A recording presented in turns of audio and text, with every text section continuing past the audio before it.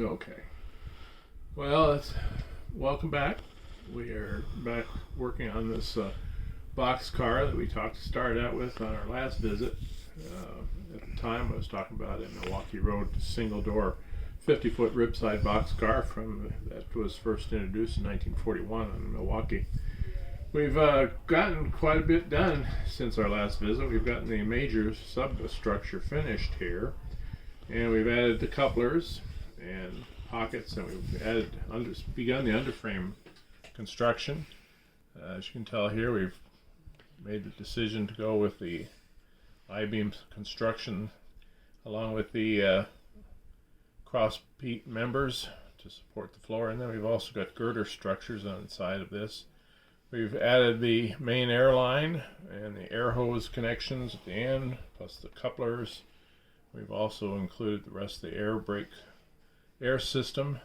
Next project from here will be putting in the linkage and finishing up the rest of the detail on the underside of the car. And then we'll begin on the ends and hopefully the sides and begin with the roof.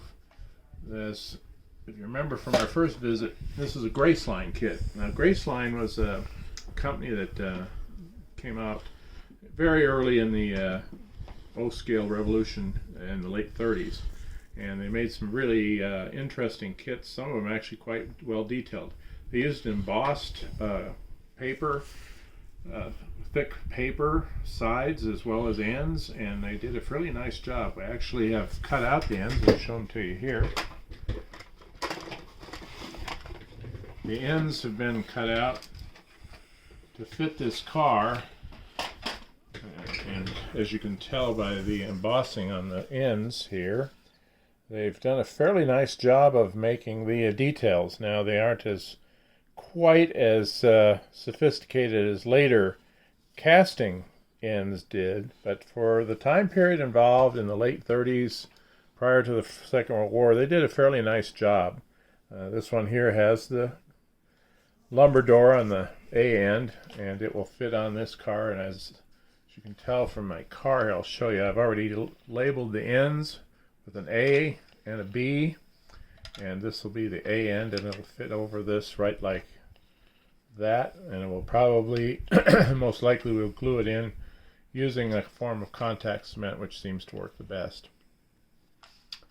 I've chosen Monarch couplers for this particular car.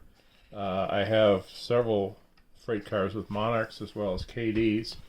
I've always enjoyed Monarch couplers because of their realistic detail work, and so we'll keep those on here for the time being unless they go out of commission and I have a few extras. I enjoy Monarch couplers. They're very hard to find lately, in O-scale especially, but they're a good coupler. They've been around for many years. They made Monarch used to make couplers for All Nations, and All Nations sold them under their name.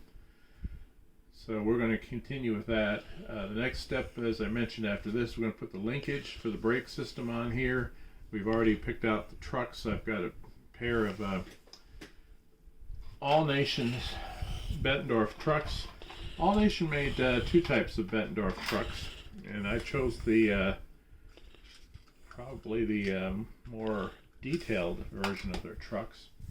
And what it is here is, if you're familiar with Milwaukee Road and some of the Bettendorf trucks, these particular trucks are what some of us in the hobby call the big eyes, meaning they have much larger openings on the side frames of the trucks.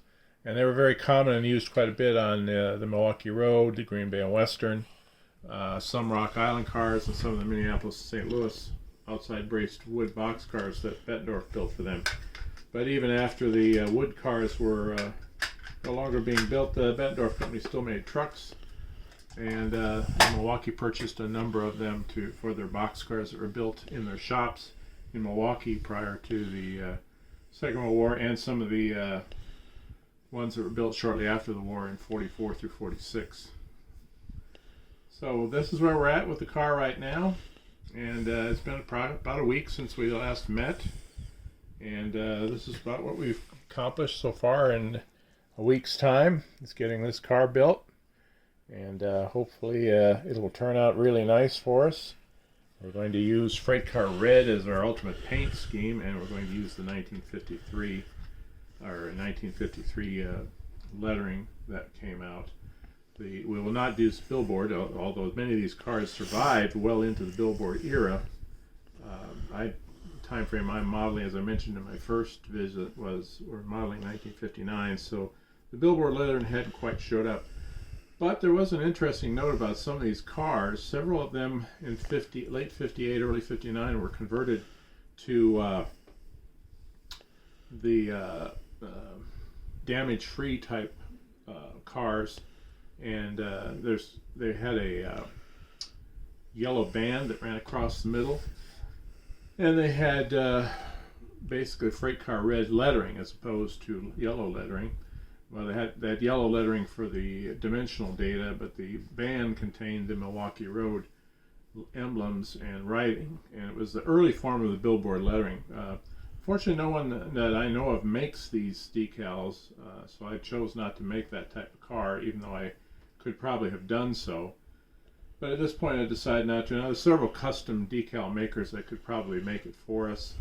But because of the time frame of modeling, those cars would have just been introduced, and I'm not sure that they would have fit my modeling, the area model of the Upper Peninsula. They were not commonly used there. They're mostly used in shipping items out of factories in the Chicagoland area and the parts of the Milwaukee Road around Milwaukee that were shipping out fine goods, appliances, and other items that required damage-free shipping, especially canned goods. So I chose to stick with the older car. We are going to put the doors for this particular car. They had panel doors, but they also had corrugated Youngstown type doors. I've chosen to put these corrugated Youngstown type doors. This is a kit version that came from the folks in Intermountain, and I kind of like the doors. They look pretty good. They've got some fine detail that goes on them, and that's the door frames that I'm going to put on this particular car when it comes time to mount the doors. And hopefully it'll turn out really nice.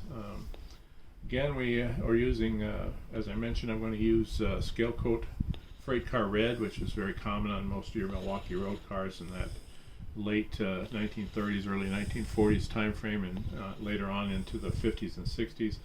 And we have Ticcio scale decals that were very similar to the four-door automobile car that was created at the same time frame, and they'll look very much alike. And hopefully it'll turn out really nice and be something to enjoy on the layout. Anyway, that's our progress to date. We'll talk with you again here shortly after we get a little further along and show you how we progressed with the rest of the car. Thank you for tuning in with us, and I hope you enjoy this this little experience with us as we build this car, and hopefully that you'll see some nice work being done, and I hope you enjoy the work. Like I said, I make mistakes, so be patient with me. But we have a lot of fun doing this, and we'll talk to you soon. Bye-bye.